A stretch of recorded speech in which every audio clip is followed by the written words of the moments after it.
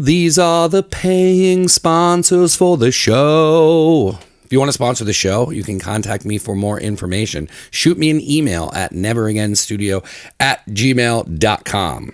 Finishers MMA. 3761 Nicholas Street, Easton, PA. If you don't know who these guys are by now, how dare you? They do a show with me called Now We Go. Zach and J.M. Holland run 10th Planet Jiu-Jitsu in Bethlehem. They have another school in Allentown, and that's John Thor Blank. These guys are elite black belts in the game. They are doing things no one else is doing in the area.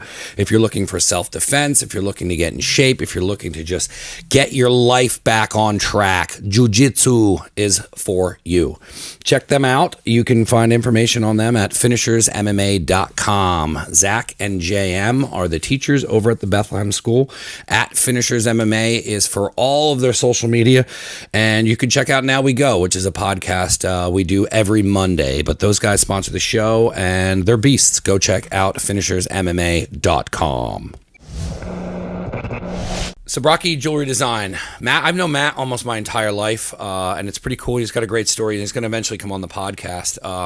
He went to become a jeweler, and he went to school in California, and he got he finished with a degree as a graduate jeweler gemologist with a design in and wax in 2001. He's worked in both manufacturing and retail across the country. I've been following his story the whole time, and it's really cool watching him grow. And we talked about doing this for years, and he's finally at a point where he's working for a legit, well-known jeweler in Philadelphia, and that's D'Antonio and Klein Jewelers in Philly, and it's the city's highest-rated custom jeweler and manufacturer, and you can check them out on Yelp and Google. What Matt specializes in is custom-made jewelry and is a master at CAD design. He's worked on the Finisher ring, and he's actually tried to do some stuff with Never Again stuff in the past, and we're working on projects, but we're talking about anything from can openers all the way up to an extremely expensive engagement ring, and it's cool watching him build that on CAD and seeing the design work in the background. He's working with clients from start to finish during the design and manufacturing progress to ensure peace of mind and superior quality with generations to come. Jewelers Row, quality and professional, and he's got affordable prices. He also offers repair services, jewelry restoration, and insurance appraisals, as well as pre-owned watch sales and services. All inquiries are welcome. You can check out his Instagram at sabraki.jewelry.design. It'll be right here as well. For design inspirations, call 484-426-3735. You can email him at sabrakidesign@gmail.com. All of this is connected through the Instagram account, and you can just message him if you have any questions as well. And he's setting up appointments, and you can hit him up for appointments in Philly and Lehigh Valley. And we're hoping he comes back up this way and sets shop up as well. And that's Sabraki Jewelry Designs. And thank you for sponsoring the show. All Valley Rooter and Plumbing is a one-stop shop for all of your plumbing needs. You can reach them at allvalleyrooter.net, or you can call them at 610-762-1656. They are fully registered, fully insured, and they have a 1-year parts labor guarantee. It is the plumber that we use for the show. Any problems that we've had down here in the studio, he's working on some projects for me now. He's stopped by several times. He's working on the studio above this studio. I personally put my guarantee on him. He's a close friend of mine. We grew up together. He told me the story about how he grew this business, and I'm impressed with Jared, and he does really good work. So if you need a plumber, do me a favor, do Jared a favor, call him. All Valley Rooter and Plumbing, 24-hour service. The number again is 610-762-1656, and you can get all the information you need at allvalleyrooter.net. And his social media is at All Valley Rooter on Facebook and Instagram.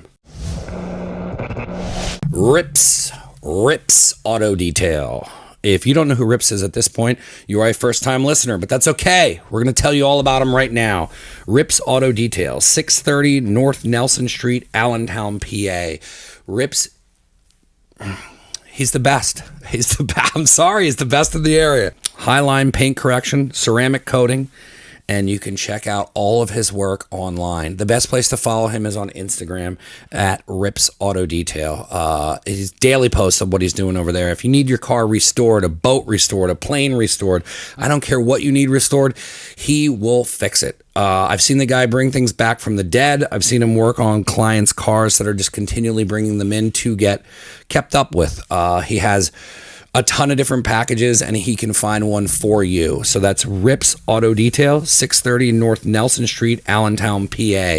You can follow him at Rips Auto Detail, and you can get a hold of him through there as well. If you go onto social media, it's going to have his number and further information on how to get to him. I'm telling you, follow the social media. Give him a follow, show him some love, and check out what he's doing. He's high level, and he's one of our favorites over at the show. So check him out.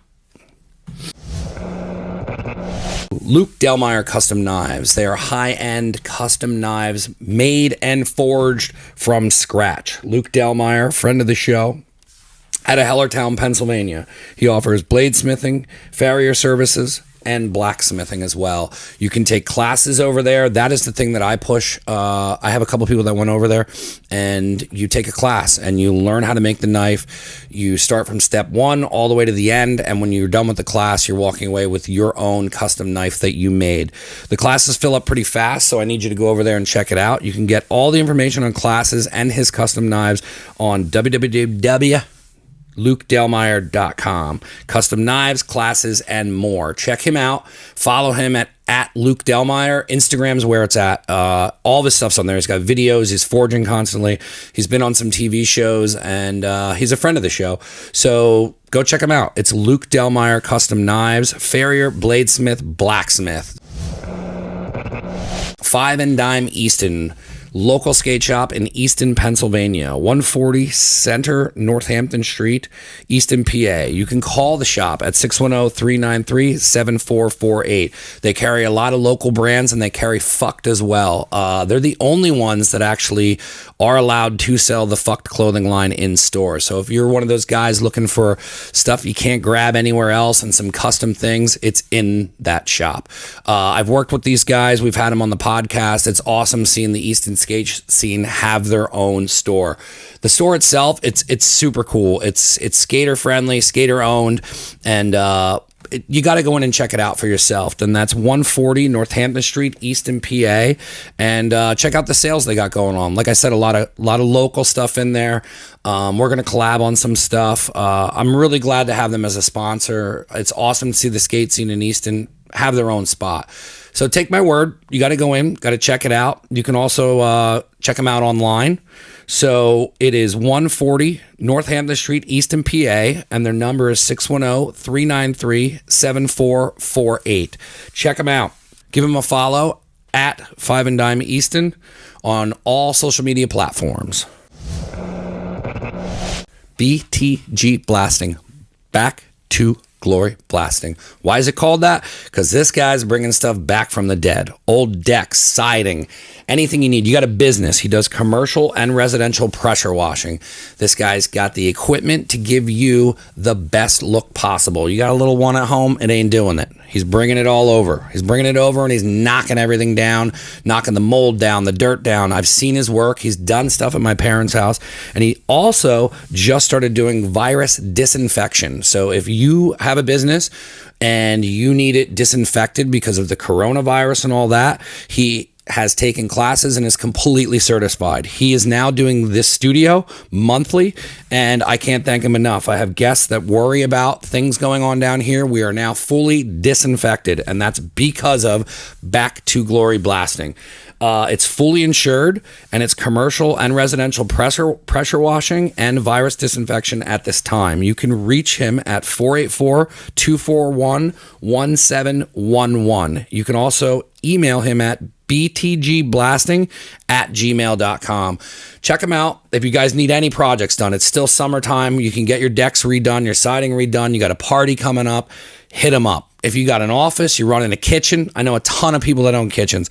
You can have it disinfected monthly for a fee, and he comes out and does it monthly. So you can, it's take all your worries away. and just get this stuff done for the disinfectant, especially the way times are now. So that's BTG Blasting, and we thank him for being a sponsor. Glenn Honan, Legacy Landscaping. If you don't know this name, you are not from the area. Glenn is a really good friend of mine, and he just got a new landscaping company back up. We did some apparel for him, and it's Legacy Landscaping. Glenn is the best in the area for landscaping. He's been doing it almost his entire life. I mean, before I was doing any of this, I worked for Glenn, and what he's doing now, it's awesome. It's awesome to see him back in action getting landscaping done. But he can cover all of your landscaping needs. You can follow him at Legacy Landscape, and you can reach them at 610-533-3669. Any questions you have with outside projects, whether you want to do hardscaping or you're looking to put in a pond, put some boulders out in the backyard, have some steps coming up, this guy can handle it all and more. There is not one thing that they're afraid to tackle, so you can reach them at 610-533-3669. What else can I say? He's a good friend of the show, and thanks for being a sponsor. Crawlspacerepairs.com. This is obviously for Crawlspace Repairs. What's Crawlspace Repairs? It's all the things that you don't want to do at your home, and you should hire them to do it. They are a family-run business, and they have over 120 years experience. They are specialized in crawl space repair, encapsulation, and waterproofing. They provide exceptional workmanship and the highest quality materials. They have highly skilled technicians. They are also bonded and fully insured. They always provide free estimates and lifetime warranty for all waterproofing jobs. You can ask about their price match as well. So when you do that, you're going to need to call 1-570-476-5866. You can also go directly to their website, which is crawlspacerepairs.com. If you have any crawl space repair needs, please contact them. 1-570-476-5866. That's crawlspacerepairs.com. No, we're good. I'm going to roll into radio episode 80.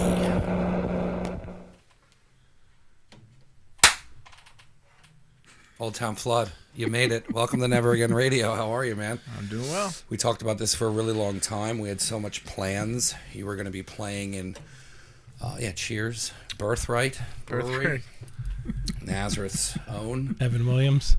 Sorry. Where you guys were going to do something over at Hecktown. Yeah. Well, you were somewhere here. Yeah, we were talking about. You were talking about maybe doing something, and then coronavirus. Yeah. Then we were going to do a Zoom call, and then that was a nightmare. I'm glad we've only done one of those. That's everybody's new podcast format, is a Zoom call. Yeah. I like this. Ours was delightful, though. This is way better. This is our Zoom was with somebody in California, so we had to.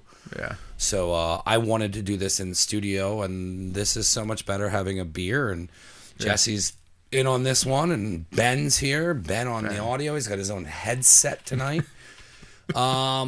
We got to listen to. Is that the single you're going to be releasing for your new album? The Elephant is the single we are releasing on October 16th. Did you release it at all to anyone?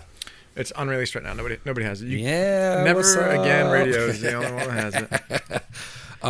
What was it like doing the first album? Oh man, this is way different than the first album. The first album was awesome. People like it. Got a lot of good feedback on it. Extremely rewarding process to finally get an album out. It's like a dream come true. See yourself on Spotify, see yourself on all those major platforms that kind of seem untouchable as a no-name musician. But this one's like, when you do your second one and you have your follow-up album, it's like, now you're here to stay.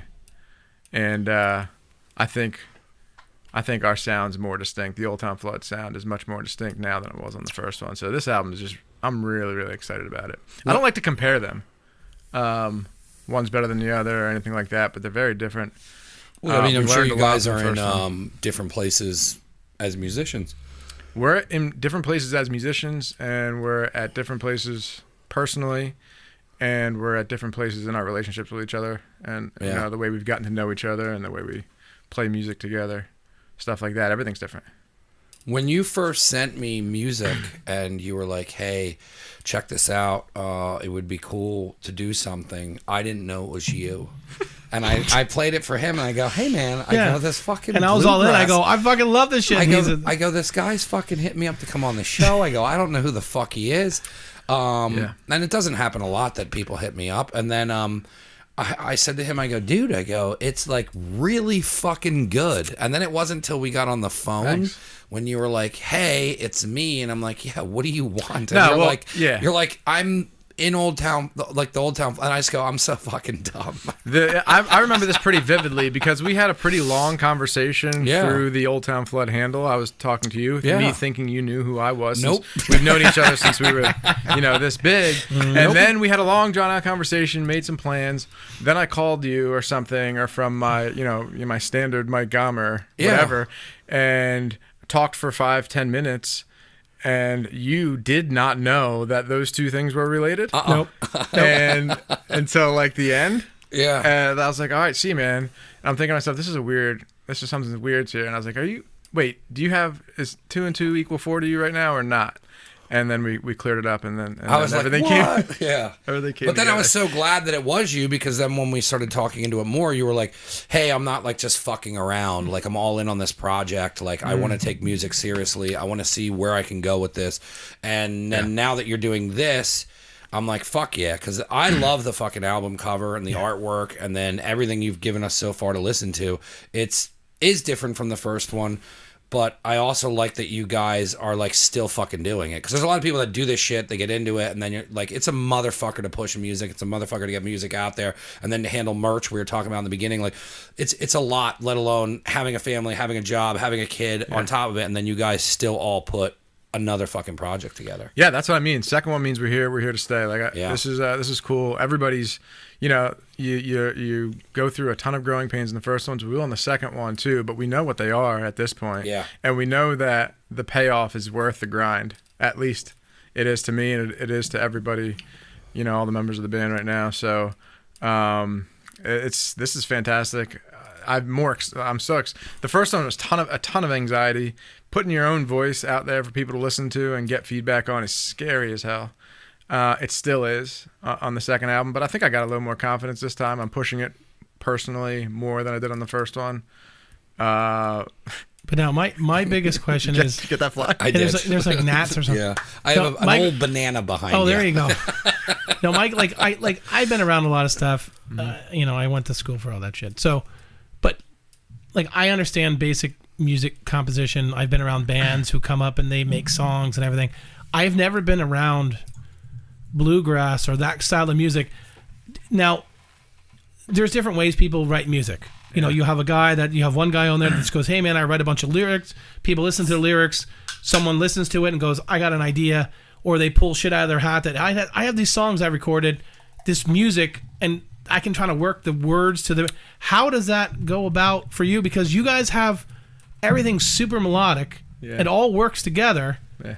But how? Like, what is the process? I have no idea. There's not a. You guys just play together and it just comes together and go, that's good. No, I appreciate the compliments. That means a lot to me. The process for me. So with Old Town Flood, I do a lot of the writing, and Jack Dunlap, who plays mandolin, does a lot of writing too. And between him and I, we are the ones that architect a song usually.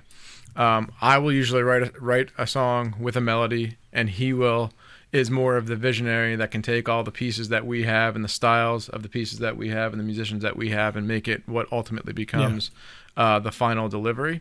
But in terms of the process, I think there'll be some commonality between me and you here. Yeah. I am a flat out 90s, early 2000 country music guy. Sure. That is what I love. That's kind of what I was raised on.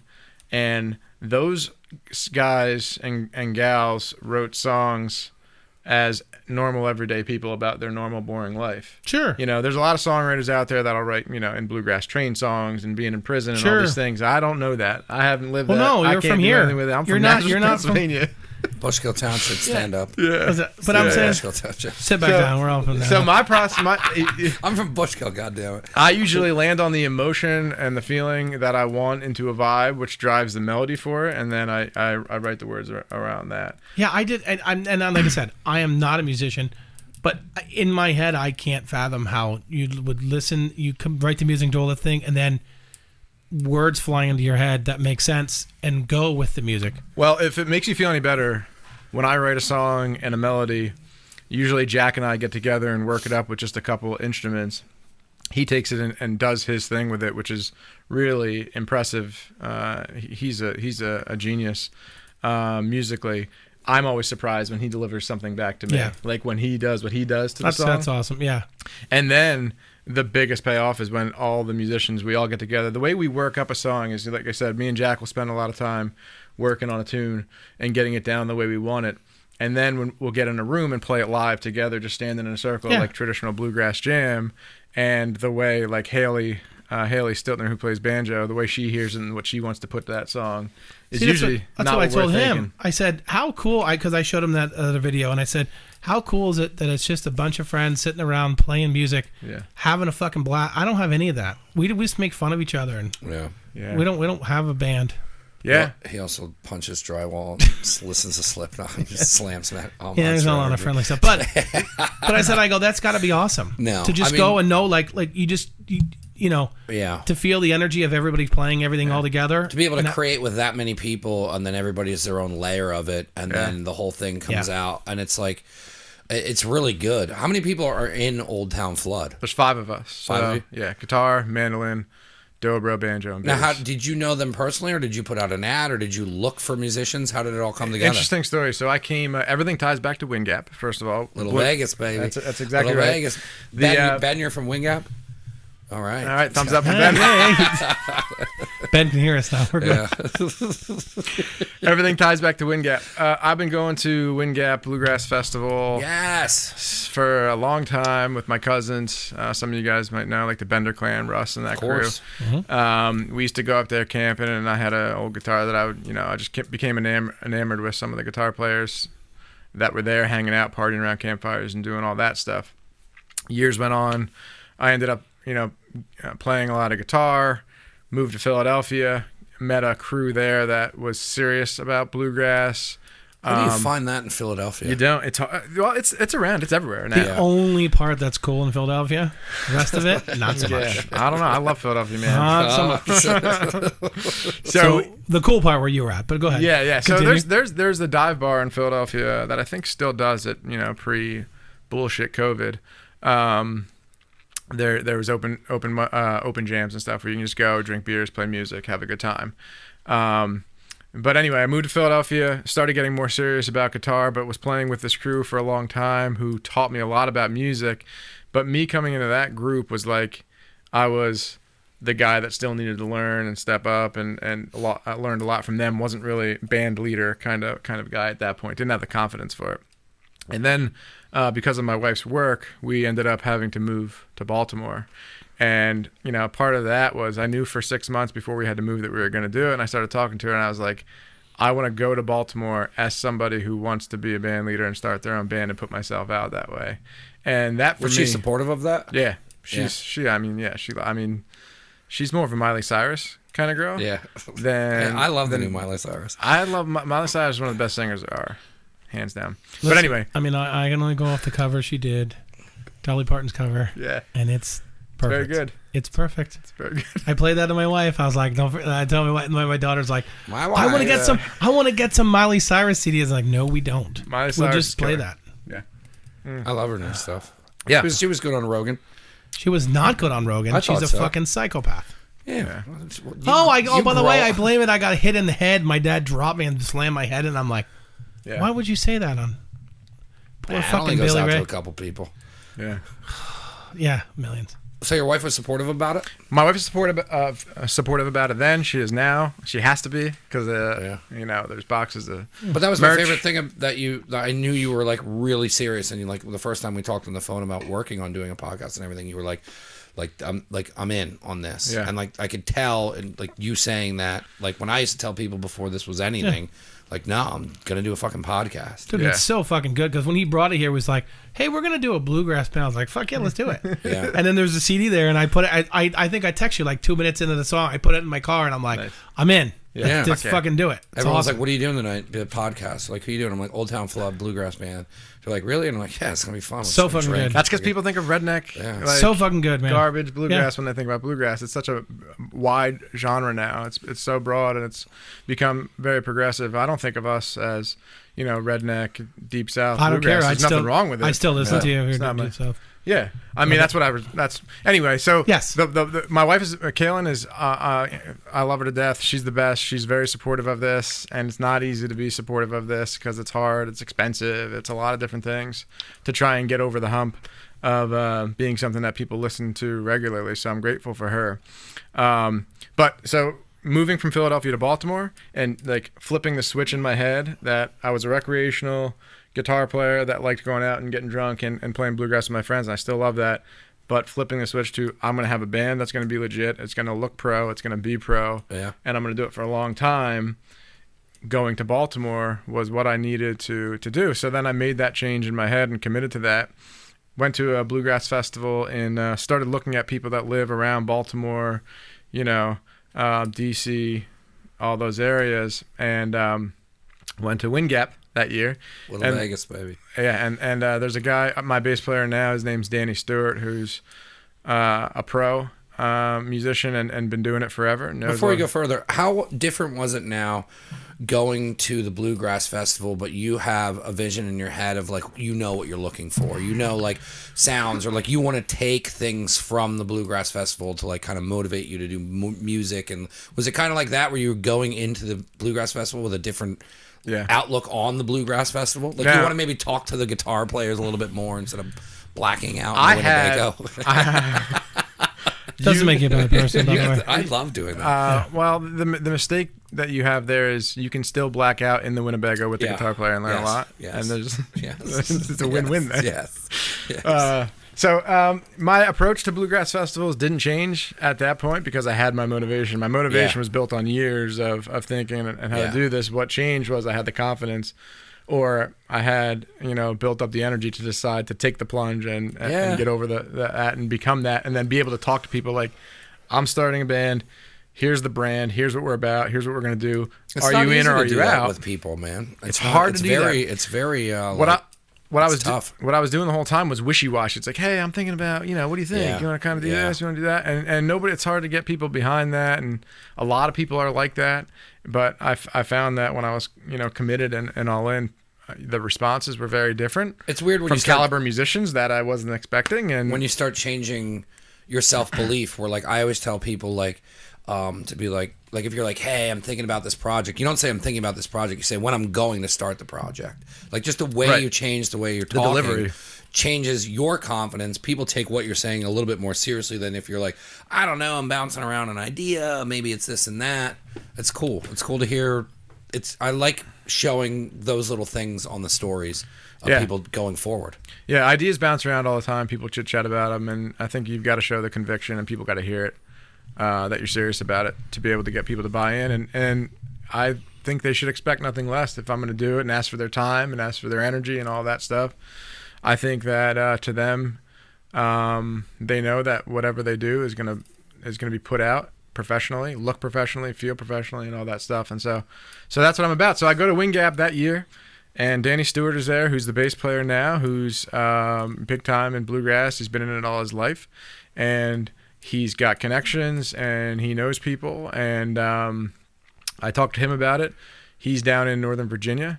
You know, I called him a couple weeks later and we talked about it again. He hosted a jam at his house with, you know, some people that he thought would be good pieces. We went there and we picked for, you know, hours, hung out, sung a bunch of songs and did a bunch of that. And from there it was, I started having the conversation with everybody. It's like, hey, listen, I want to start this band and I want to do it and I want you guys to be part of it. And luckily, you know, I feel like I hit it with all of them because they're all really good people. And running a band is hard. And people are going to miss stuff. People are going to not be able to get to stuff. And people are going to have a hard time committing to everything they need to. But if they're not honest and they're not out front, that's when you get into trouble. But these guys all are, so I feel lucky. It's been great. It's been really easy with them, so it's nice. So it's I have we've been playing now. I think it was 2 years since I actually officially launched the band. The hardest part about it was picking a band name. Where did you come up with it? Because we were playing. It's not really relevant to anything. Yeah. Which I wish there was an awesome. I wish like something got flooded and you can You're make like, up a save story. the baby. Save the baby. Yeah, in a you can flood. make Do you up want me a to come up story. with something? Yeah, just make it up. Make it sound good. Aliens and shit. I wish I had the text saved. Like there was a group chat with the 5 of us, and there was like names thrown out there, and to get everything to sit. And this is finally what stuck. And then once you have some, all you need is something. Like it could be anything, and you can make. I feel like you make it cool. I got an artist from Philly. His name is Matt Hiller, who owns an old school printing shop, and he does all the art for us. And all of a sudden, it's a brand. I think it's a brand that people recognize, and I think I'm trying to attach that brand and what it looks like to the sound. And here we go with the second album. That's what it's all about. When I saw the artwork for the second album with the elephant, and then you showed the visual with it, it really does oddly connect, but it doesn't look like it should be. It's just bones, and then it's structure, and then I don't know. I really like everything you're doing, and I feel like you're on the correct path as to this is how you start a project like this, and you're doing everything correctly.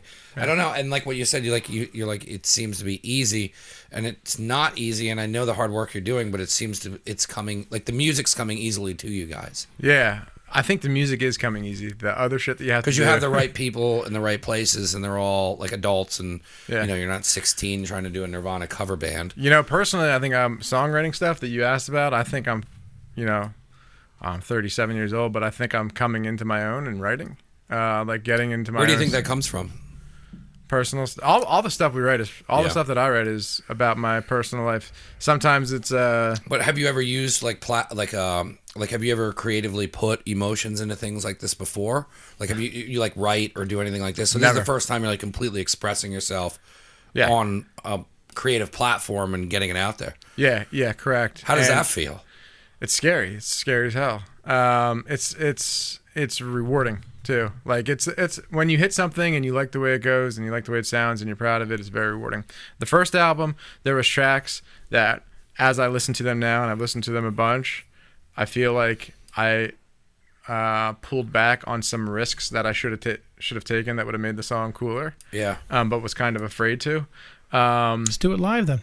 Huh? You just change it when you do it live. Yeah, I mean, songs have changed a bit over time. But I mean, I write about boring shit. Like I am a boring dude. I work a desk job and have a wonderful family in Maryland, but there's nothing interesting about me, but I feel like I'm the majority. And so if I write about a fight that me and my wife have, without it, saying Kalen said this and Mike said this, you got to wrap it into a story and, kind of brand it a little bit. I think hopefully my goal is that it resonates with people that are living the same bullshit, boring life that I am. Do you think that bluegrass is one of the many, or like for a musical platform, do you think bluegrass, the way it's written and how it goes, is the best format to tell a story in music? I don't know if it's the best. I think country music's probably the best. Yeah. I mean, I guess you can do it either way. It depends. I guess, yeah, it would be. However, I know, like, I listen to a lot of older stuff. I don't like really newer stuff, so I listen to older stuff. So even like George Jones, yeah, like, can you tear their heart out when you sing? Is one of the lyrics. Like, yeah, that guy can sit there and sing a song about, like you said, an argument he had with somebody, and you'll sit there and be like, wow, I really understand what he's saying. Yeah, that shit, country is fucking real. That's why the people don't like it. But there's good, there's happy stuff, there's sad stuff. But man, I love it. Yeah, I mean, country music. I mean, I think there's when things happen in my life, vivid things happen or important things happen, there's always like some song or soundtrack that is also associated with it. And like, I don't think there's anything cooler or better or more emotional than music. I've been brought up on music. My family's very musical. I've always been around it, and it's really the only way that I know how to express things. Honestly, it's easier for me to sit down and spend hours writing a single song than having a conversation and being able to articulate whatever I'm feeling or going through. How's that process now that you're able to do that? Like that you can sit down and you can now like take the energy from Well, moments and then dump it into it. I can't, like, it's not like all of a sudden I have the process now and it's just snap my fingers, here's the emotion, and boom, there goes a song. I write and throw away probably, 99 songs for every 100 that I write, and then the one that's left over that I think really has legs and is good is what I take Who to do you Jack. Who do you kick it to first, Jack? Jack, Yeah. Yeah, I mean, I kick it to Jack when I think it's close to ready, Yeah. or I think it is ready. I give him the emotion that I'm going for. Like The Elephant is a heavy, angry, emotional, depressing song, and he has a voice musically, like he knows how to get the emotion out of a song with instruments, which I don't know how to do. I'm focused on the words. Yeah. So where did that song come from? That it's heavy, emotional, and angry. What were you going through at that time? Yeah. So The Elephant is it's anxiety. So Yeah. starting a family, going through a bunch of stuff, going through just difficult situations, and my wife Kaylin always describes anxiety as an elephant standing on her chest. Like if you got too much shit coming down on you that you can't breathe. Definitely feels like it. Yeah, you can't breathe, you can't move, you can't do anything, and you can't get the elephant off your chest. You can't move it, you can't change it. Sometimes anxiety gets so heavy that it's no matter where you run, no matter where you hide, you can't go. So a lot of times, like in my life coming up, anxiety is like, at least you can find a closet or something and go and close your eyes and hide and you can forget about it for a second. But then other times there's things that come up in your life where you can't. And to me, the metaphor is, for an elephant standing on your chest. And so that's where it all comes from. That was exactly what I was thinking when I sat down with a piece of paper and a pen and said, I need to get these emotions out and describe what it feels like. And I did. And when I did that, it was one chord. It was just F only. Sent it to Jack. Me and Jack talked about it for a long time. Here's what I'm going for. Here's what I'm after. And then ultimately you get to the package with all the instruments that were put together that were all tuned a certain way to feel heavy and things like that. And so I'm just, this one to me is we hit more than any other song that we've ever done in terms of here's the vision and what I want it to be when I started, and what actually got delivered feels to me to be spot on. Now, is the song itself taking you on a journey from having anxiety and then the release of no longer having anxiety, or what was the whole process of the actual song layout? Start in anxiety, end in anxiety. There was no get out of Real life, anxiety. motherfucker. Real That's life. real life. Yeah. That shit don't go away. Exactly. It was the feeling of being in that state of anxiety and not being able to get out of it. And sometimes you get into those places where you don't know if you can get out of it. You don't know if you will get out of it. And there is no happy ending. At least not in this song.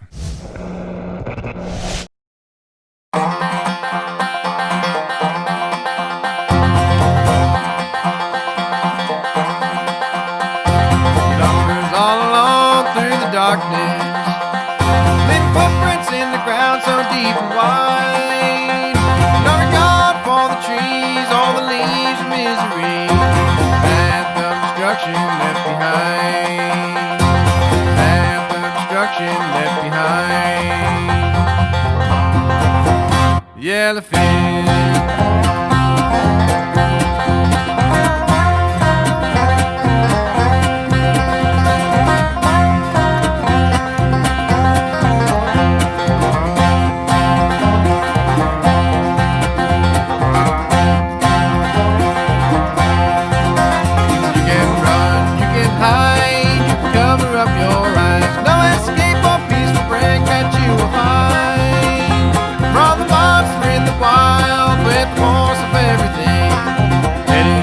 Headed selfishly, numbers all alone through the darkness, leaving footprints in the ground so deep and wide.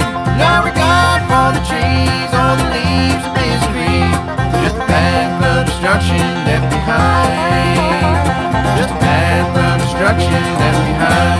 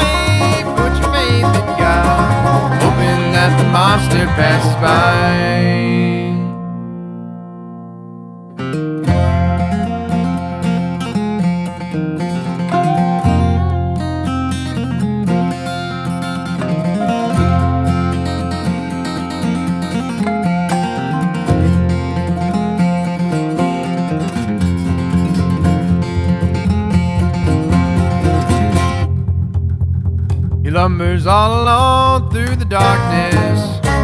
Leaving footprints in the ground so deep and wide. No regard for the trees or the leaves of history. Just a path of destruction left behind. Just a path of destruction left behind. The elephant.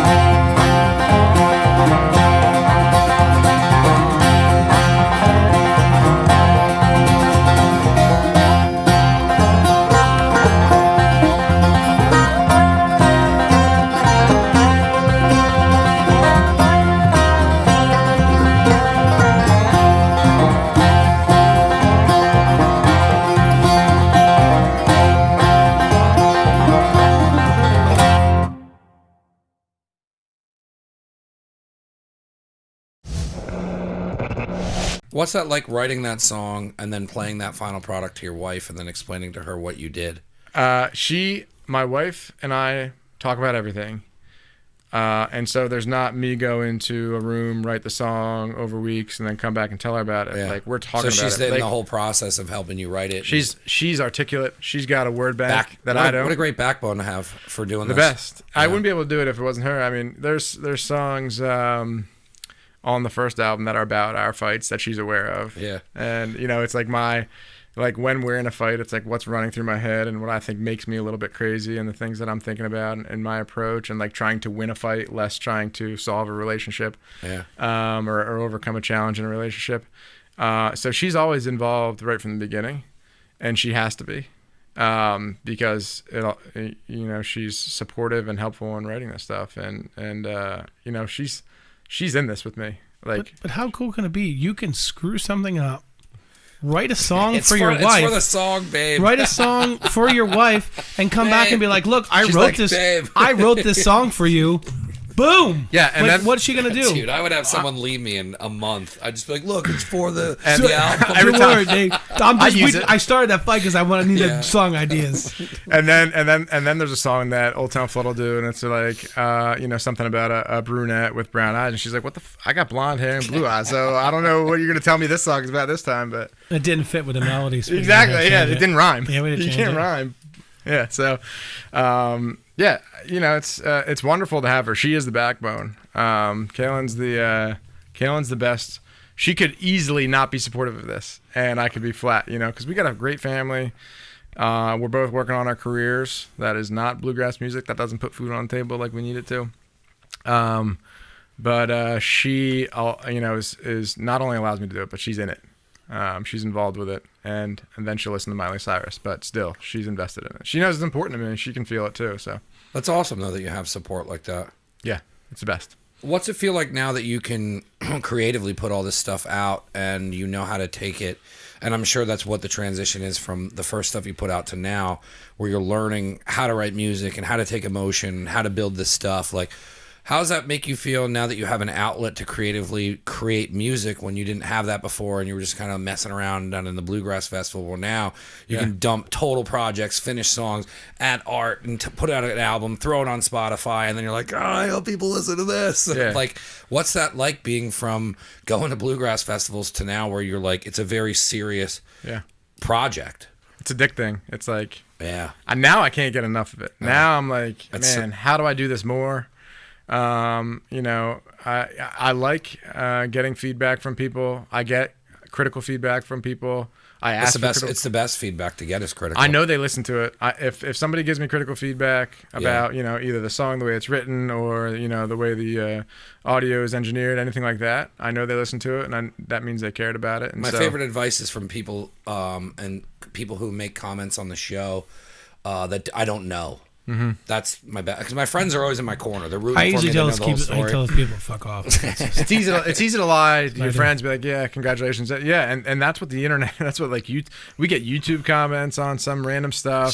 Sometimes some of it's harsh, some of it's great. Yeah. All of it I read, every single one. No, you don't ever read any of them. I read it all.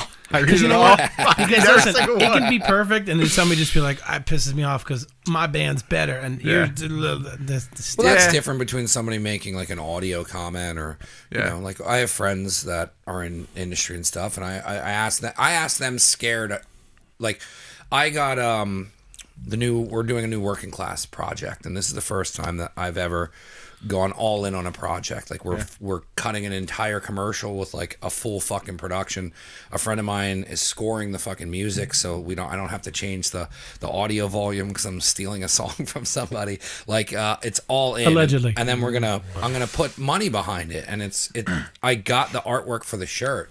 And I'm staring at it, and I like it, and I have to send it to 5 or 6 people, and I always pick different people, and it's fucking scary. Like, I don't know, like, that sucks, but I want honest feedback, so I usually send it to people who will get it, but that's the most important. And then tonight I got advice on it. They're like, you should change this, and I'm like, yes, that's what bothered me on it. But if you have just your corner telling you can do it, which is important too, but it's also important to get real fucking advice from people who aren't trying to steer you in a direction, or just generally telling you things you should do better. I think what I appreciate about what you guys do, and why I've always been kind of watching you grow and turn this into something, that like is professional, like looks great, is I feel like you might be the same way. When I post something on Facebook or on Instagram, I've thought about it. Like, it is not just off the cuff. I mean, you do better off the cuff stuff because that's your style, but like, it's an art form to solicit yourself and sell yourself and your brand without trying to make it look like you're selling yourself and what people. But I need people to like my stuff. I need people to share my stuff. I need people to talk about it to their friends. I need people to save us on Spotify and any other music platform that's there. That's how I start to grow and how I start to build. And everything that I put out is thought about.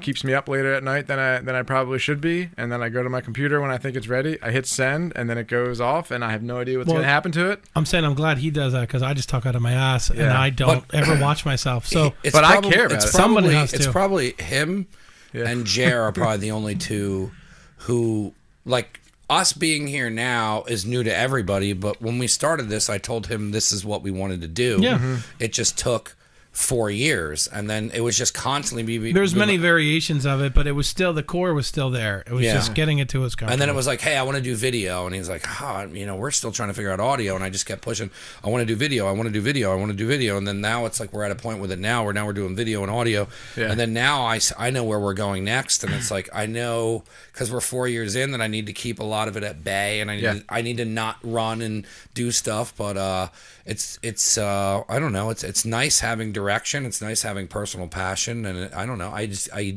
I'm like, that's why I asked that question. I'm obsessed with it. I'm obsessed with doing it. I'm obsessed with the outlet dump. I'm obsessed with conversations like this. I'm literally intrigued that I'm trying to find other people who are also obsessed with doing it, and then that's what makes the show good, is me relating completely to you, being like, hey man, I know the exact same thing because I'm doing this shit here, and I want to know what you're doing over there in music because I'm so focused here, but man, I bet you that'd be cool to be doing it this much over there. But I can't even pick up. My biggest regret in life is I took guitar lessons and I gave up. Gave up. I'd fucking crush on guitar. You know how many girls would talk to me if I'm just like, so many. I'm saying you can sit there and play songs of bitches. I'd have a dangly lightning. There's earring. probably like 15, 20 girls outside with Old Town Flood shirts on right now. Yeah, right now. Listen, did you tell Ben's here? Yeah. You should have told these bitches Ben's here. Everybody's here for Ben. If I could relate to what you just said about the first album to the second album, you have a different confidence now that I feel as a viewer of your show that you never had before, and that's because you've been through it and you've grinded and you've worked as hard as you did to get to where you are. That's what I feel like I'm walking into now. Like, this second album, I have a way different approach to than I did the first album, which was just cross the hurdle, get an album out, congratulations, high five, everybody. Now it's like this much more calculated approach to everything we do. One of the best compliments I get is like, oh man, how much money did you spend to get those videos done? It's like, I edited all. I did that on my computer on a Well, that's the a thing. software that I Nowadays, downloaded. Things are so much better. It's so much easier. Even like when I went to school for audio, we learned old school like fucking tape, literally taking a razor blade, cutting tape, doing edits like that. And that they were just dabbing their toe into like digital shit. And they're like, we'll take some digital classes. And I was like, this seems so much fucking easier than what you guys are doing. And then it was like 2 years later, they went all digital, everything. And it's like, back in the day, if you wanted to record an album, it was millions of dollars. Yep. But it doesn't have to be. Now you can do that for nothing. Mics are good and affordable. That switcher, Jared told me that before that switcher came out, that was a $20,000 production that you would have to do in order for what Ben's doing now. And it's now so awesome. That's put in you a can get fucking, professional quality $800 stuff. box. And you can learn it yourself. You don't have to go and do. Dude, I learned how to edit from like Australian kids on fucking YouTube, and they're like, "Here you go, Mike, too. turn it over here," and I'm too. just like, well, "You're 7. You're 7 years old. I'm having anxiety. When's the show coming out? I don't know what I'm doing." I remember one of my first videos, one of my first videos was still on the site, like someone was in the frame talking, and like you can see like from here up, and then there was just like all open space in the frame, and then I like YouTube these videos, and then I downloaded this thing that had quadrants on the film, and you're supposed to put your nose and like this. Yeah, I you, didn't like, know this, that. all those stupid things, and like and now it's all of a sudden starting to look quality, and like you said, we DIY all of our recording. I hope it sounds professional. I think it sounds studio quality stuff, but the reality is, you talked about this a little bit earlier. I've luckily been surrounded by people who are really good. Like Jack is an audio engineer through and through. He's just done everything. Yeah. It's all about mic placement. Yeah. And most people don't understand how to properly mic something. Yeah. Like if you're gonna mic, even I don't. Like you don't have like I'm gonna say like a drum set, which obviously you're not doing. But I'm saying like a drum set, like people don't get it. They'll just go and do the basic like overheads and because this sounds cool, but. No, like you legitimately need a shit ton of mics, and if you do it properly, you need more mics than you think you need, and then you're gonna drop everything back. Same thing with guitars and like wind instruments are hard to do because obviously it's fucking wind and there's just mic. If you mic it properly, you can change everything. If you don't mic it properly, trying to add that shit later makes it sound like shit. Yeah. So and that's I don't know how to do any of that. Like Jack has takes the ball and runs with that all day long. Luckily I'm super grateful for what he does, but this second album, which I think sounds way better than the first album because we learned a lot, but with the pandemic we weren't together at all to be able to do this stuff, but we had material piling up that we wanted to get out there, including the Elephant, and so we got together, Airbnb'd a place in Virginia, quarantined for 10 days before, then we all went there and we all stayed there. We just recorded, played music, ate barbecue, hung out for a long weekend, had a bunch of stuff in, and then Jack went to work mixing and mastering and doing all the things, which is different than paying a studio thousands of dollars, coming in, having an hour to record whatever it is you're going to record, not knowing what it's going to sound like, not being able to take your time and make changes and do the things you want to do. Now we've got because of Jack's skills and capabilities, we've got the opportunity to release stuff that we think is flat out ready and good, and we want to push it out. But your type of music, it lends itself to be recorded in the way that you did it, as opposed to a studio. I think it would make it sound fucking phony. Yeah. And processed. Your kind of music isn't meant to be processed. It's not meant to be like, it's not a fucking hip hop album. Like it doesn't have, you know what I mean? Like it's meant to be like you're watching a concert. Yeah. Like you guys are standing right in front of me and you're playing. That's exactly how I can't wait till we are standing right in front of you and playing, because it's gonna be awesome. It's such a powerful wave of sound. It's incredible. Like the way these guys gel together and the way we are putting stuff out there now. It's very, very tight. It's very rhythmic, and it's got an energy that's hard to describe. Have you guys played? I'm sure you have, but like, when's the last time you guys played in front of people? Last weekend at a private party, my buddy's house in Philly. He's like, I'm turning 40. We're having a few people. Oh yeah, I did see that. I saw that you guys posted that. We couldn't get everybody there because of some issues came up, but we put a band together, missed some pieces, which Haley couldn't go or Jack couldn't go, which always sucks. But it was live music. So are you guys just trying to find that kind of an outlet? So I ended up, I'm going to buy equipment that we can show up anywhere outside and run everything and make it sound really good. because I don't think that we're going to be back in bars and venues anytime soon. Why don't, God damn it, why don't we, how awesome would it be to have them come and play, fucking block the goddamn street out in front of this building, play fucking bluegrass loud as fucking can be, and have fucking barbecue and shit. Who wouldn't fucking show up to that? Whatever, we can do God it. damn it, Nazareth sucks dick. Why don't these old people fucking let people do? You know how awesome that would be? I'll tell you why Nazareth doesn't It would suck. be a fucking gathering. It would be awesome. Nazareth doesn't suck because no one's doing that. And all it would take is for me to walk a half a block down the street and be like, hey, man, I want to do this thing where I want to shut down from Emily's fucking Ice good. Cream. Yeah, block parties, man. The best part about Nazareth is no one's doing anything. Dude, how would that be? That would be unbelievable. Yeah. How can you go wrong? I don't We care can do it. if You people get- go, we I can- don't know if I like you pull fucking... Mad J's barbecue in. Dude. You just set up. You pull a brewery in. If Birthright wants to do something, fine. Now you have beer and barbecue, or you can let it go up the Birthright. Yeah. And then you can just do what they do, where they put the fucking the tractor trailer flatbed. Or we'll At put you, tabletops out or there. we'll put you in front of the we'll police put you station. in the circle behind in front of the fucking cannon. I'd play in front of a fucking cannon. Yeah, so would I. God damn it, that would be awesome. I'm in. Let's do it. Here we go. Yeah. Put him work. But I don't mind getting into a project with them. That would be Because amazing. after listening to him, it's like, all right, cool. He would do this. Let's all put in work and get it done. Yeah. It's Yeah, not, it's not and unattainable. listen, We have the and entire and winter it's to not do it. unattainable either, because if you would go to the borough and then you'd go, hey, I want to have this band come and we're going to play and we're going to do all this stuff. First they're going to think of is like, oh, it's going to be like some fucking punk band. They're going to be fucking screaming, yell. Yeah. You give them that. There's no way they can listen to that and just go, It's Americana, man. it's fucking. I don't know. You do it for charity, and all the roadblocks are up. You tell them Yeah. we're going to do it for We're raising money for me. No, for Wolfpack Search damn and it. Recovery. They Well, you can find do that. missing kids. Who's going to tell you that we shouldn't do stuff to find kids? Yeah. We could easily do that. I mean, I talked to the borough, and I mean, we don't even have to do it in the street because that's a harder shutdown.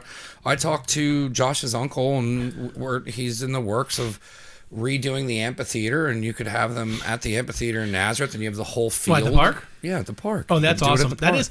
I wonder what that sounds like sonically. What It's so old. amphitheater? There's an amphitheater You don't in the remember park that? that nobody uses. You don't park? remember that? Nazareth Park. Nazareth There's Park. an amphitheater in the You know So, where the did you ever go Oh, slide yeah, riding? yeah. So you Yeah. remember that there? But if they redid that, Yeah. I that's bet You know you where it else sounds- there's one? that's Is what I that told him I'd one do. still down? Lower on Nazareth. 191 and Stupid Road? Yeah, but I don't think it That has the wooden sound one. you think. I don't think so. Oh, that's right. Well, the one in Nazareth, I don't know. Let's see how it sounds. Come up on one weekend or something. Man, because that would really project. That's what it's for. It's old school, man. Look, man, we both know enough people to get enough equipment, have I'll sound tell you, guys, and we have had it a, done. You have to do it like this. Outside has to be outside for all This this. is the way you should be doing it. Like we played a show 2 years ago, I think, or January, almost 2 years ago, in Philly at a bar at a venue, and packed it on a Wednesday night. It was freezing cold out. It was January, I think, and you talked about having your friends and your supporters. Like I got a network like that who will just support me. It's important. Yeah, and they're great, and I love them. They all rented a bus from here and took it down to Philly. Yeah. And showed up and partied their faces off on a Wednesday night, and we packed the place. And it was shoulder to shoulder. And the venue that's in Philly, like a major city, is like the sound was awful. They weren't focused on it. They didn't care. They were kicking people out of the bar by like 11:30. It's like you haven't packed this place all year long, let alone on a Saturday. It's a Wednesday. And they basically, kept all the money for themselves. And the sound guy, which makes it unreasonable. If it didn't piss me off personally, I would never go back. I'm never going to go back there and do that for them again. But it's just the wrong approach. It's not people that want to deliver a product in the way that it should be delivered. It's people that are there because it's their job and they hate it. And If you and want to that's do, it. if you want to do something end of October, November, we could probably pull something off. I don't know how cold it's going to be outside. That's the problem. That's fast. This is Yeah. more. This is more It is like October. It is October. Yeah, this That's is what I'm more like saying. a spring kind of thing, and it's starting to get. It's not hot, but it's still warm enough. I talked to him, and what he told me is, I said, look, I know how it works with doing the park stuff because I redid the skate park, and if you do things and you pull in favors and you don't make them spend money, they let you do stuff. Yeah. So I said, Keith, I'll pressure wash the back wall. I said, I'll repaint the back wall, and I said, I'll find a landscaping company, probably Legacy, who sponsors the show, to put lights in, so you can put like some blue lights, so like it lights up behind there. Now the amphitheater's redone, and he's like, dude, he goes, we don't have time to redo the amphitheater. But the only problem is I don't know how power situation is out there. There's a power plug-in a foot from. There's literally a telephone pole with a power plug in, and he goes, yeah, you can just plug in right there. I Okay. walked it. Yeah, 'cause I over the never knew summer. that. So then, like I said to him, I'm like, look, so if that's how I got the park done. Like, they don't have time to fight with the kids at the park, redo the park, paint the park, get the park situated, make it look good because there's too much shit I going mean, I think, on. like I say, you do it you get it in the spring. That way, you have time to push it too. What I'm saying is, Who's not going to show up to But that? we could time it out. We can time it out to next year. Yeah. We can time it out to when I redo the park. So when they come down to pressure, I'm not even telling people I'm redoing the park because that was the biggest mistake ever, was going public with that. So like just kids yelling at me. So This ramp sucks. yeah, God, I almost showed up at this kid's house and fought him. Like I had to get on the phone with his parents. Never again coming to this park. Yeah, I was like, what? I don't want to get into it. I get upset still. So like when we would go down to redo the park and pressure wash and paint that, we would just go up the hill and do that, and then we could. There's lights there. You can do cool stuff there. And then there's the whole hill there.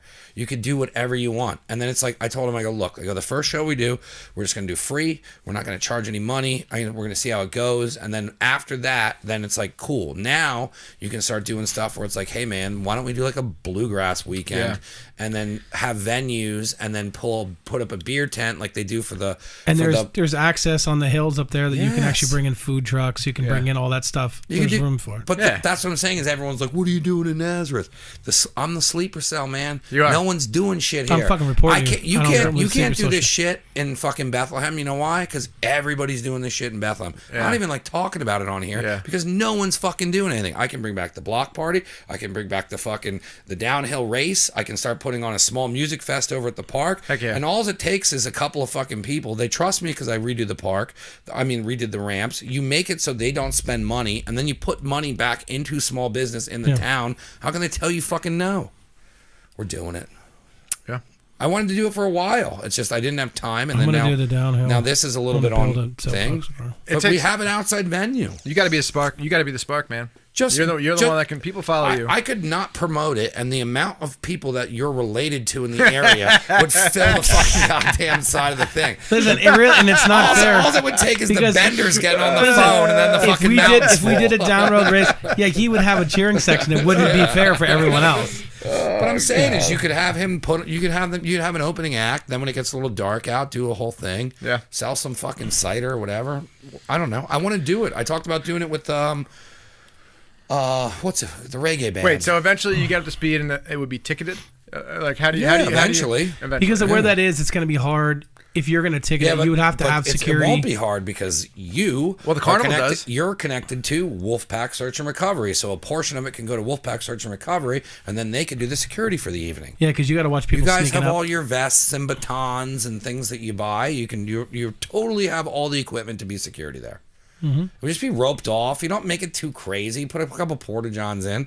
You know what I mean? Like, you don't have to make it like it's, eventually, if it gets to a point where like, what the fuck, people are sneaking in, it's huge at that point. Yeah, I agree, man. Yeah. Then we got to call in like the Hell's Angels, and they're going to have to do security like they did at the.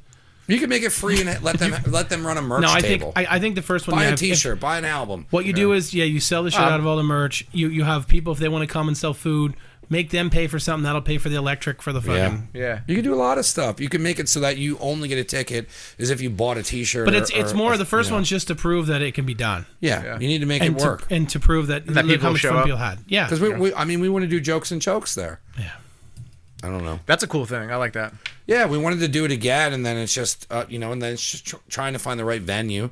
Because last year's venue wasn't the greatest. The lady wasn't fun. And then,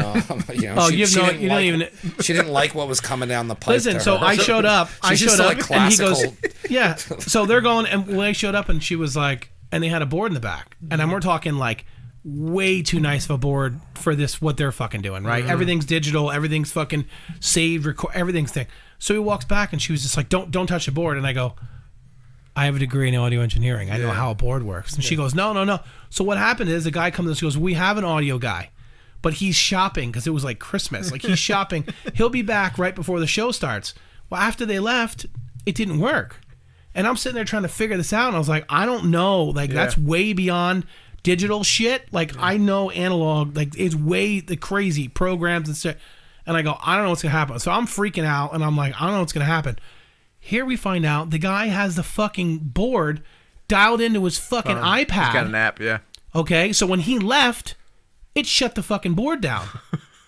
So meanwhile, I'm trying to figure it out, and this guy shows up, and it's like, oh look, everything he's works like, now. dude, he's like ready to. I was like, you put somebody through motherfucker, a but she's wall, like, and I'm don't just touch anything, and I was like, fuck you. I touched everything. Yeah, fuck I you. touched the whole I thing. licked everything Yeah. too. Fuck you. Pre-COVID. Yeah. That's actually how COVID Maybe that's started. how it started. Patient zero. Yeah, licking the walls. Where are you guys at with music now as far as like when's it going to be released? 10/16. 10/16, The Elephant comes out. You guys are going to release it first. You'll be able to hear it, but it'll be on Spotify. It'll be on Pandora, Apple Music, all the platforms that are available. How many tracks do you guys have? We have a full album ready. Yeah. But, it's an interesting time for music with these digital platforms now that, How hard is it to put out a CD itself? You don't really Yeah. put that many out, right? You're So- probably better off doing vinyl at this point. we don't sell any. We sell some hard copies of stuff. You'd be surprised. You go to shows and you put them on the table and people come up and talk to you. They'll pay for them. I don't buy a lot of them. But with this digital outlet stuff and Spotify and everything, last time we released a single, and then a week later we did another single, and then a week later we did the full album, and that was good. We got a lot of interest in the first two singles, and then it was hard to generate people to come in and listen to the full album. So the way that major artists are doing it now is single over time, and content with every single Just one. keep your name in their on their heads the whole time. And so that's my approach. Is this time is going to be not to have album release date. It's going to be you're going to get a single on 10/16. I've got every song lined up now. How I want to create, video, social media content for everyone. Tell You're the doing that all story by of yourself? everyone. I mean, all you know what by though? myself. Good for you, man. Because of how things are now too, it's almost cheaper to buy a flash drive. Yeah. And give them everything digital than it is to pay to send it to a place to have CDs made to get the thing printed. If you just do a fucking digital, like flash drives are cheap as shit now. Yeah. It's cheaper thing to do that. Yeah, I don't get many. I get, like 50. Yeah. I had to buy more hard copies because they actually sell at live shows. Some of the old school folks still buy them, but I'm not really interested in that. That's not where I want to grow. I want to get followers on Spotify. I want to get that base up. So, to me, and, we talked about the approach to every song. Every one of these songs is meaningful to me and like tells a different story. Do you think this changes how you write albums now? Because of how they have to be released? I write everything as a single. I want everything to be single quality. Like in the first album, I don't want to shoot myself in the foot, but there's a song that I'm like, that I don't want to call it filler, but it's like, I don't know if I would think that's single quality for the way I'm approaching this now. Maybe it wouldn't have, but we needed to get that 11th and 12th song, so we put this together. Instead, now we've had a lot of time.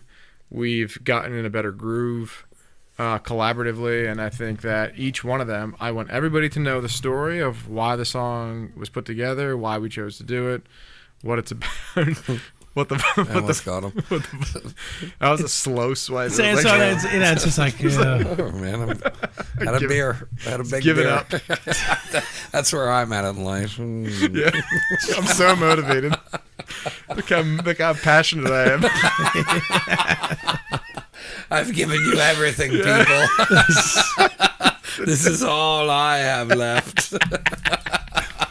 It was almost like you wanted to go for it, and then you're going to James, stop, but you saw us notice you. No, it wasn't even that. So then you had to follow through. I was like, you stupid fuck. You're not going to catch it. You think you're Mr. Miyagi, you asshole. Got a pair of chopsticks. I haven't gotten one the entire night. Right? Yeah. Then I'm just like, I gave up. That's where I'm at with life. So, I mean, all these songs are important to me or somebody in the band. And but yeah, I never thought about that is crazy. You really have to like everything is a single. You can't do just full album releases anymore. So if you take it back to when, like, say somebody would release something on MTV and they did one fucking music video and it didn't matter if the rest of the album sucked. Nobody cared. All they got is, here's the fucking one song that we're going to play 100 times. Yeah. Now you need to have every song be, that's the song I'm going to play 100 times. Yeah, and I think it's people are fickle, and if I put one out that sucks and people aren't cool with, I think it's going to come back full circle. Because every now and again, and I listen to a lot of music, and I listen to a lot of music with Jer, and I know Jesse listens to a lot of music, but every now and then you get an album where you're like now it's like, is it good? listen to it from front to back. Yeah. Yep. Like you have to be like, oh, I can listen to it. Where before it was like, oh, it's that one single. Well, now it's like, no, you have to fucking have. But dude, it's so 12 hard. It's so gotta hard be to get an difficult. album that's good Yeah. from front to back anymore either. There's a It's- lot of them they fucking pull like the last one that was somewhat close. I think I bought was Jamie Johnson had a double disc, and it was pretty fucking close because I'll pick it up and I won't know which disc to grab. Yeah. And I was like, I don't know which one I'll listen to, but as far as being like how all the songs work together and how that was the last one that was close, but there's a lot of them that just don't. Yeah. There's so many, just like you said, filler songs when you're like, well, this didn't really fucking have to be on here. It was just like, I don't know. Yeah, exactly. And the way I think about music now, after having an album released, like we spent painstaking time arguing over order of songs. Sure. So like now we have the songs we want. How do I want this I didn't delivered? even think of that. How do I want this delivered to somebody who's listening? How many times you listen to the album before Oh you're my like, god, dude. Jack and I talk about this all the time because usually in a if you're paying a studio, there'll be an audio engineer who will record everything. You'll get somebody else who's producing who will mix it down and get it to the way they want. They'll hand it to somebody else who will master it and get the audio exactly where they want.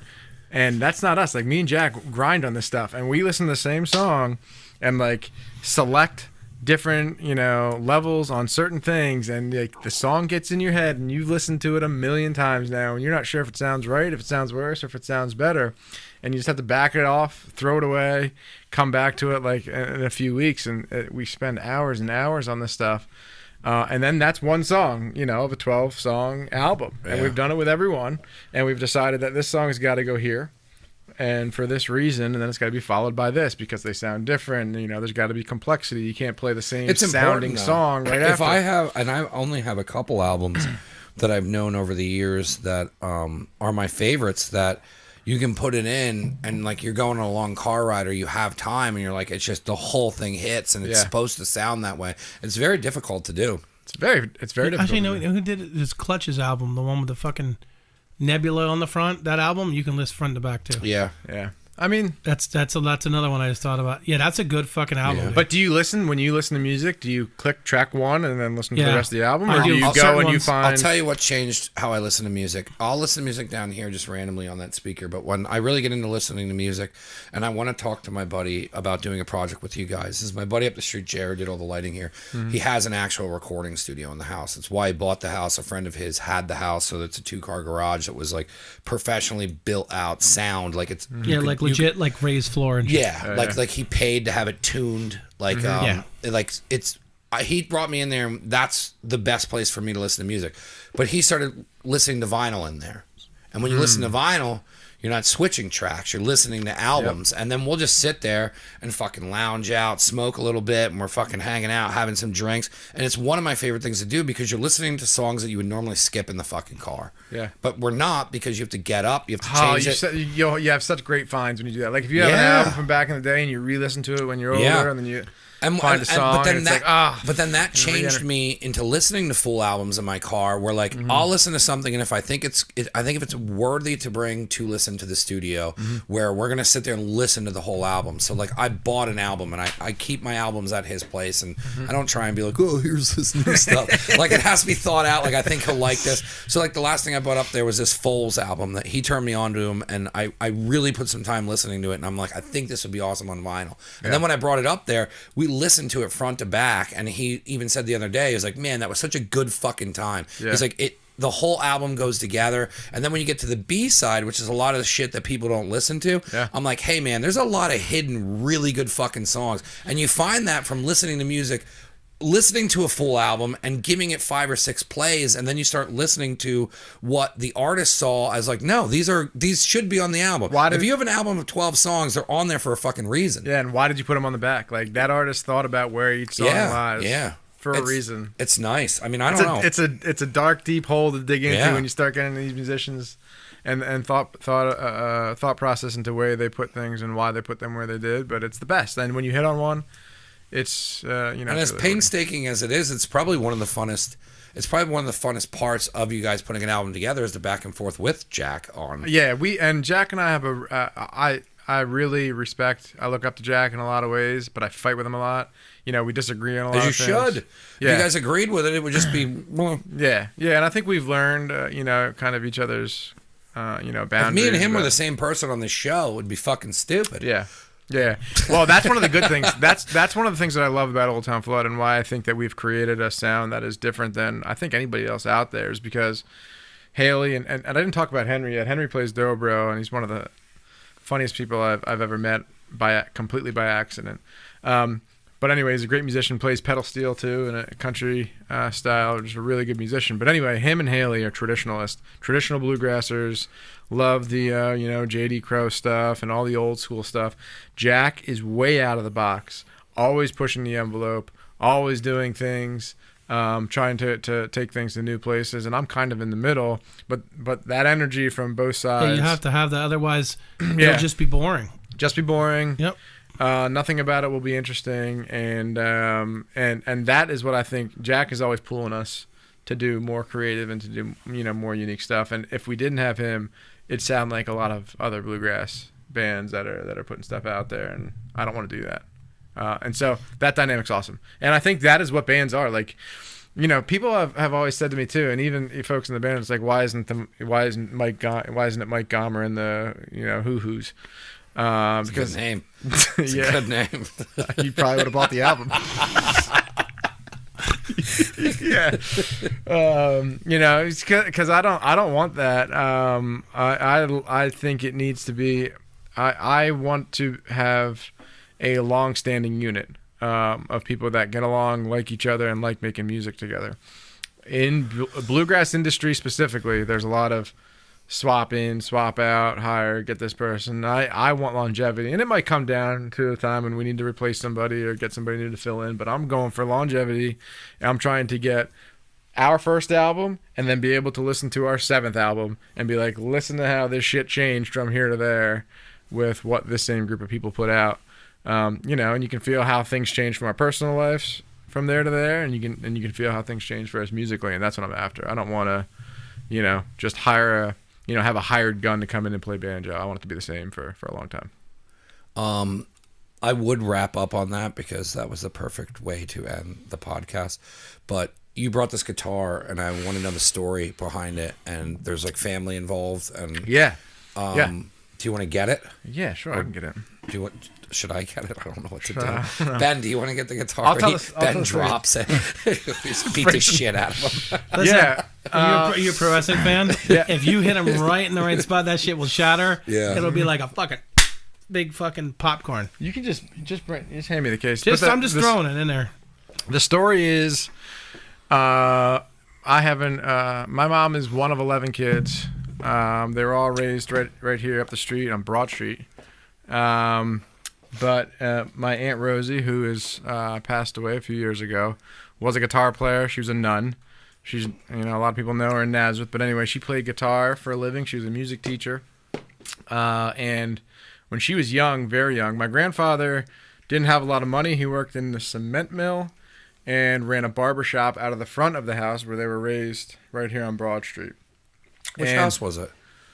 I don't know the number, but if you come up the hill, you have the graveyard, Yeah. and you can turn right. Yep. Don't turn right. Stay on Broad Street. There's Yeah. one house, and then there's the next house. Okay. And it was the next house, Yeah. which I do believe. I don't know if somebody bought it and is renovating, or if it's falling down, or it's dilapidated, or what. But it's no longer in our family. Hasn't been in our family for a really long time. But that's it. And I have a lot of great memories on that porch specifically.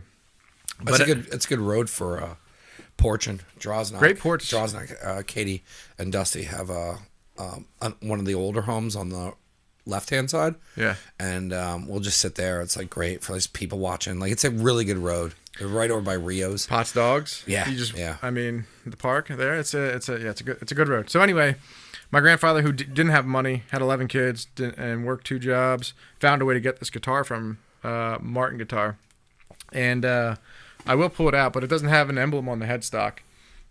And when my Aunt Rosie passed away, I'm the one that's playing guitar in the family, so I have it. I have like a room that I keep humidified and the right temperature for guitar. So I'm the keeper of the guitar for now, even though it's not mine to own. It's the family's, however that works out. But I took it to get work done to it. I don't think she's ever gotten work done to it. She's played it like crazy, and it sounds great, but she never had work done to it. So I got it cleaned up and went to a guy who named David Musselwhite, who's an old school Martin guy, now retired, but he gave me all the information on it, and there's some initials on the that's back so of cool. the face of the guitar. Is he And doing that out of town? He is not in Nazareth. How the hell did you get a hold of him? Wind Gap Bluegrass Festival. Yeah, there it is. What We're makes the coming world full go round. circle. We're coming full circle. So underneath it had initials, and they traced it back to a gentleman named Freddie Recker. Freddie Recker worked at Martin Guitar back in the early 70s. The guitar was built in 1973, and it is an employee guitar. And employee guitars, they weren't allowed to have the emblem on the headstock. Employees were allowed to pay a certain small amount of money, and in off hours, they could pick up wood from a bunch of different pieces, whatever they thought they were good, pass it around to all their stations, to all their coworkers and friends. They'd build the guitar, and then that's what you would have. So this part has it's East Indian rosewood. It's got a D45 neck. It's got a D28 body. It's just like a Frankenstein basically put together. But Freddie Recker, who's the one that owned it, and I found out who we bought it from. My grandfather bought it from. But he has ties to the family too. He's friends. He's a local guy. He's no longer with us either. But to me, it's the coolest guitar in the world. Mostly because my grandfather bought it with no money, which tells me he's committed to music. Which So tells he bought me he it knows for your grandmother? he bought it for my aunt. Yeah, who was his daughter. Yeah. Which and he didn't have the money for it. He's got to feed 11 kids. He works at a cement mill, and then he cuts hair in the barber shop in the front of his house to make do. So What a great story. So he knows what music means. I believe that. And so he found a way to get it, and now it's going to be played. It's, and hopefully, it'll definitely stay in the family. It'll never get sold, at least not by me if I have anything to Have do you with used it on any of the albums yet? I haven't used it on an album yet. That's a good question. I have a D18 that I got as a gift from my mom, which is also special to me. And then I have a non-Martin guitar, which is there's a builder out in Sisters, Oregon, really small, who built me a guitar. It's Preston Thompson, that I play primarily on that guitar. I have a very specific sound that I want in my guitar. This one and my D18 doesn't deliver it as much as I want, as much as the Preston does, and that's the only reason. Yeah. But yeah, so I'll put this will be on an album. This will be on an album at some point. I'll get it out. Do I Yeah, have to play something on the? You should play something. I don't know. That's What are you looking at me like that for? Like you're like, what if he breaks it? it's not. What a rad story. Yeah, cool story. This is it. What a great looking watch- guitar. It's fine. No, I don't care about the TV. I'm worried about Yeah. it. Yeah, it's a cool guitar. It's in good shape. That's East Indian rosewood. Yep. It's beautiful. It's rich. It's got all the Martin sounds you Now, want. did he There's old redo school- that, or has it been Nah. in this condition? It's basically in this condition. He Wow. reset it up for me. He refretted it, cleaned up a lot of stuff. But you can see the headstock has nothing on it. I like so that it you doesn't wouldn't have know. anything on it though. Yeah, but you would know because Martin guitars have a certain kind of sound, Yeah, and you Has would be able anyone to from tell. Martin seen it? yeah. So David, who's the guy that did repairs for me, who was retired from there. People are aware of it. People have seen it. It's not worth a lot of money. It's invaluable to me. It's invaluable Yeah. to the family. But it's not, a truly, really expensive guitar. They stopped doing the Yeah, but employee back guitars. then it probably wasn't affordable Yeah, so for him. that's what I mean. I don't know how he came across it. I don't know how he came up with the money for it, but it's gonna be loud in this mic. That sounds good.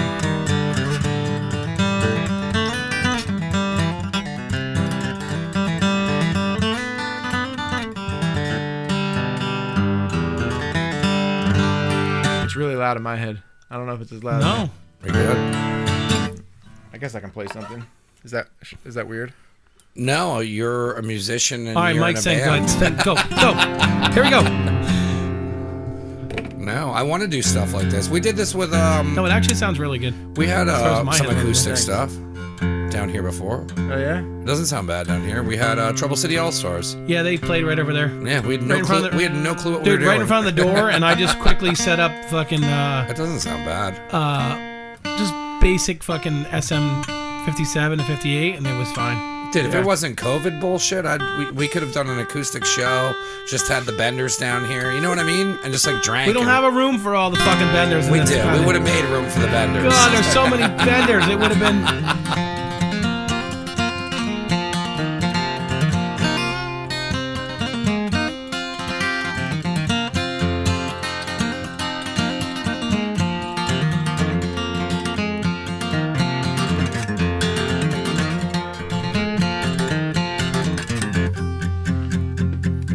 All right, let me do something that's that was the elephant, but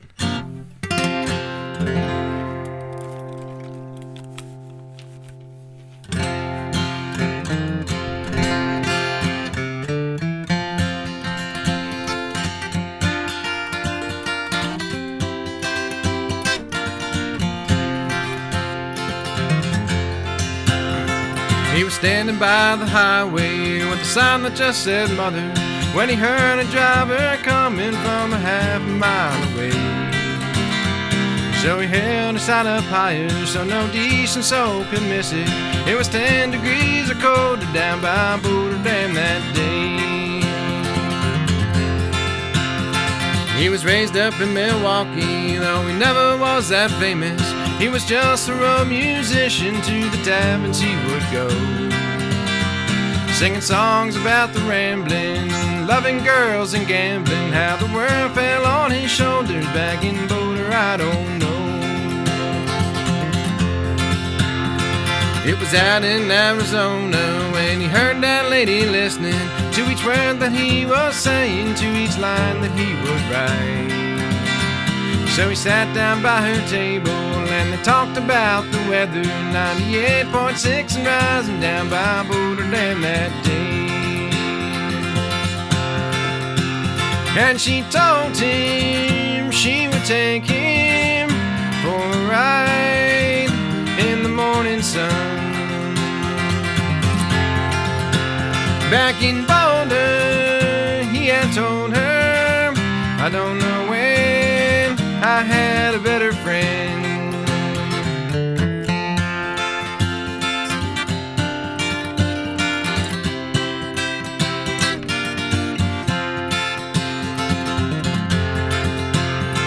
Now he's traded off his Martin, though his troubles are not over, for his feet are nearly frozen and the sun is sinking low. Won't you listen to me, brother? If you ever loved your mother, please pull off on her shoulder if you're going Milwaukee way. It's 10 degrees and getting colder down by Boulder Dam today.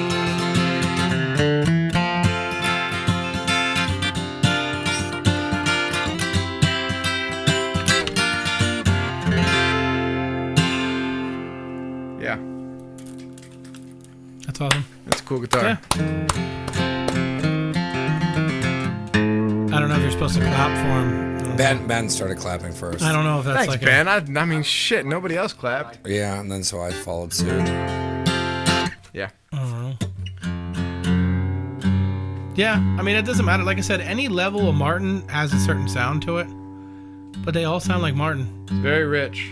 It's because you can sit there and you can literally go side by side with, and you can tell the difference between a Martin and everything else. Yeah. What do you think the chances are of us getting Chris Martin to come on the show?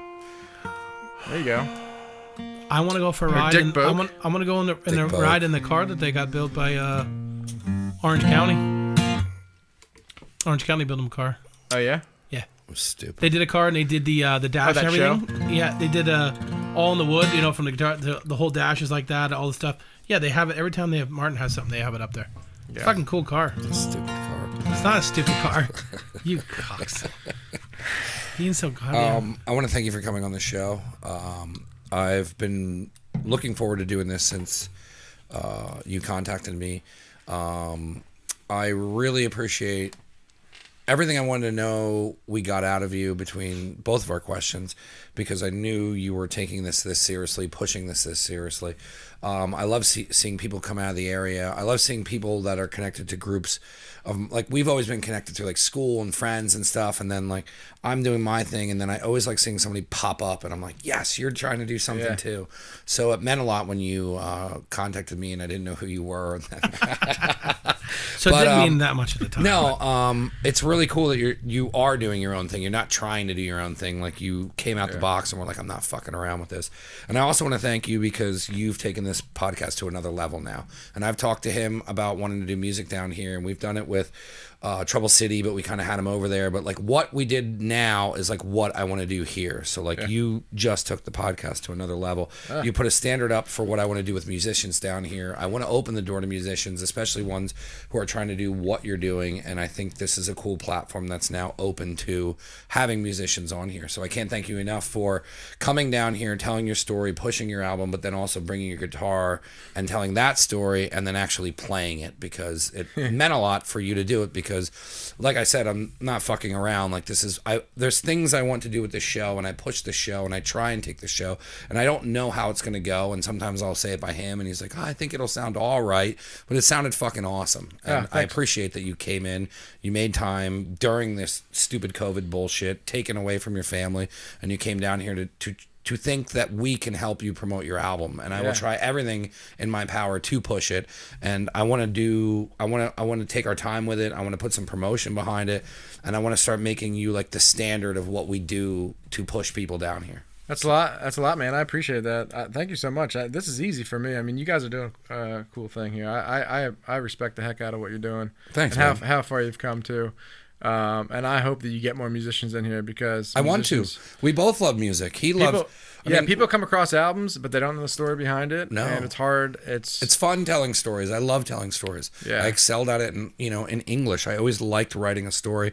Yeah. I just don't have an attention span to sit down with paper to do it. So I like an audio format like this to do it. And the more I've done this, I enjoy telling who people are. Yeah. And like, that's what I got out of tonight, was showing who Old Town Flood is. And like, I want to do stuff down at the park, and I think you guys should be doing stuff in town, and you have ties to town, and we can do things in town that we I think it we couldn't do good. other places. Like I said, your music, I think it would great. It would make people more of a fan. Like you said, they have a certain idea of what they think bluegrass is. Yeah. And if they heard how you guys play, I'm telling you, blow everybody out of the water. Yeah, I appreciate that. It'd be awesome. Yeah, you guys are great. By the way, just my last tie, my country music started on Floor's Jukebox. Like, my family used to go every Friday night to get the fish sticks during Lent, and I would go pump dollar bills into Lenny's jukebox. And I heard that place is cool now.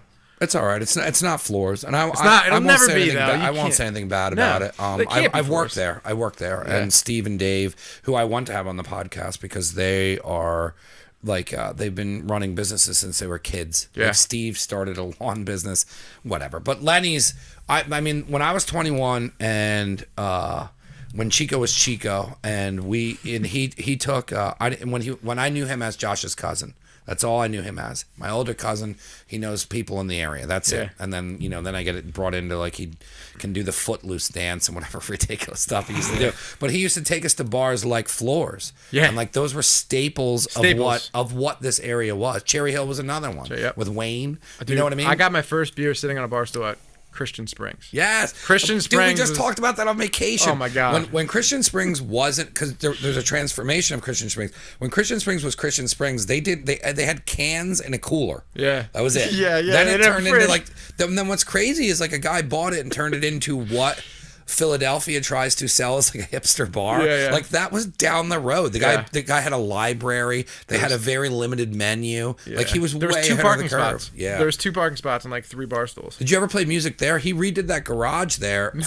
Music? I haven't been there since. Like, is it open? What happened is the guy redid the entire place, like hardwood floors, killer fucking jukebox. Yeah. And then only served like this ridiculous roast. It was like a roast beef thing. Yeah. But it was a home run. Yeah. And then they built a library, and it was like super hipster before hipsters were hipsters. Yeah. Then he shut it down, and he redid the barn with acoustics and was starting to have shows there with like known acts, but there was no parking. And then he shut the whole thing down. We got to get a hold of him to do an interview because I don't know why he did this. But then gotta. all he does now is he has his friends there, and they pay for the beer. So, then it'd be why- like why don't I you would guys play music listen, there. I would play listen, music there. So then why don't you guys play music there and shoot a video there? I would.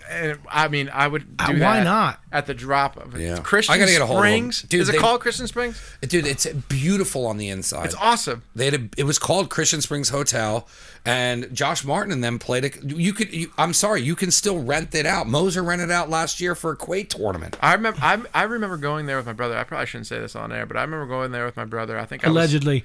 Allegedly. This is before that guy bought it. When it was a fucking when you went there and there was hitchhikers. It was hookers and hitchhikers. Yeah. What our moms were like, you better stay away from there, boys. I think they took and the me- Fox. Stay out of the Fox. I think him and my cousin, we went there, and they were drinking, and I was gonna be the driver, and then the bartender asked me if I wanted a beer, and I was like, yeah, and I was Game still over. the driver. Yep. And like I was like, wait, this backfired because I was supposed to do. It didn't backfire because that was a time when you could go down the back road and go by the Bushkill Winery. The only thing you had to worry about is hitting a groundhog. There wasn't developments everywhere. Yeah, man. It's a different time, man. Christian Springs, what a great place. Anyway, this is I want to thank you guys for this. This is it's hard to tell my story. I've never done this before in this You should setup. do more of it. I know I'm trying to, but it's hard. Like, just come you gotta have back the here. confidence. I will. I'm gonna come back here with the full band for sure. We should.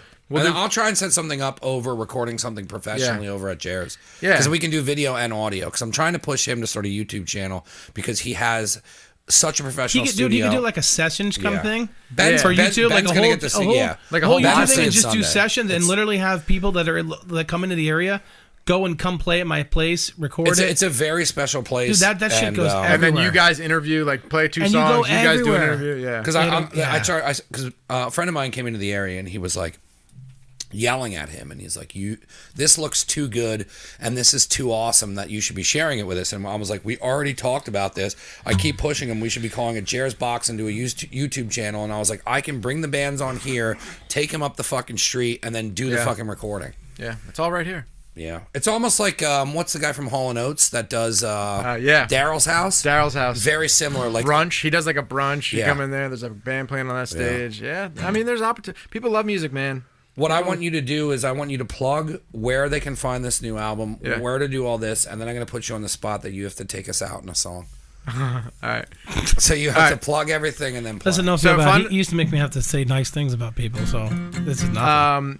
They have so find the music. You can go to oldtownflood.com. You can find everything about us, but follow us on all the social media outlets: Instagram, Facebook, Twitter, all the good stuff. We are on Spotify. We are on Pandora. We are on Amazon and Apple Music. Find Old Town Flood. And on October 16th, please find the single, listen to it, and listen to it from the perspective that we talked about. It's supposed to be angry. It's supposed to be mean. It's supposed to be depressing. And let me know if it makes you feel that way, because that's what I'm going for. Yeah, and that's what is going on right now in the world. You're also on Never Again Radio. You will be on neveragainstudio.com. You can get all of the past and present video and audio podcasts. They didn't put all this money. This is the new thing I'm doing, and I did it with Eli. They didn't put all this money into their website and for all this shit to you not go follow it. So take your fucking lazy ass, buy the goddamn album, go to his fucking website, hit subscribe. It's not easy to get people to do it. Quit being fucking lazy and go do something, because he put a lot of fucking money into this project. Now take us out. All right. I'll do 2 Dozen Roses from the first album. It's a cover.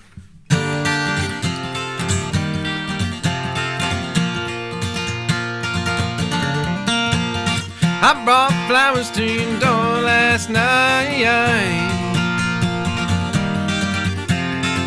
I done you wrong and I wanna make it right. You said I'm not welcome here.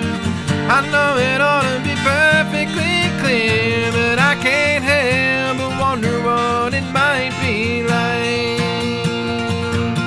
if If I had 2 dozen roses and an older bottle of wine, if I really could have hung the moon, would it change your mind? If I could cry a little harder and get a little less sleep at night, if I had 2 dozen roses, would it change your mind?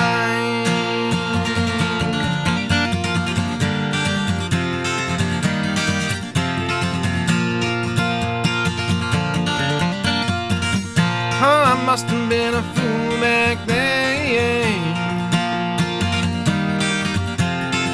to do something that you never get again. I've done all that I know to do and second guess my every move, but I can't help but think of what it might be like if I had 2 dozen roses and an older bottle of wine. If I really could have hung the moon, would it change your mind? If I could cry a little harder and get a little less sleep at night, if I had 2 dozen roses, would it change your mind?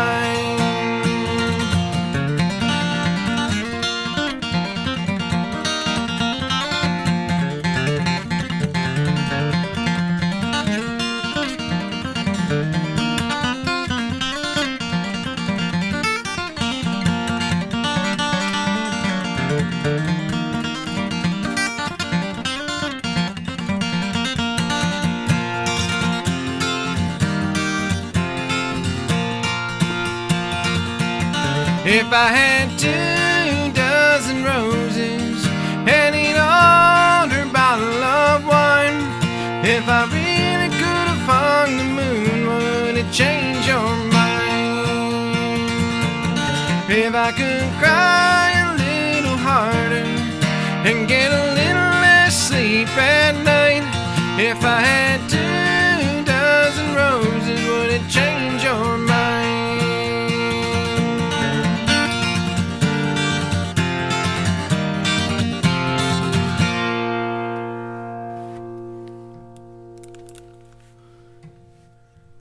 Shebang clap. Yeah, he's clapping. He's clapping. Thank you for coming That on. was awesome. Yeah, Thank you thanks, guys. man. Appreciate it. Cheers. Peace.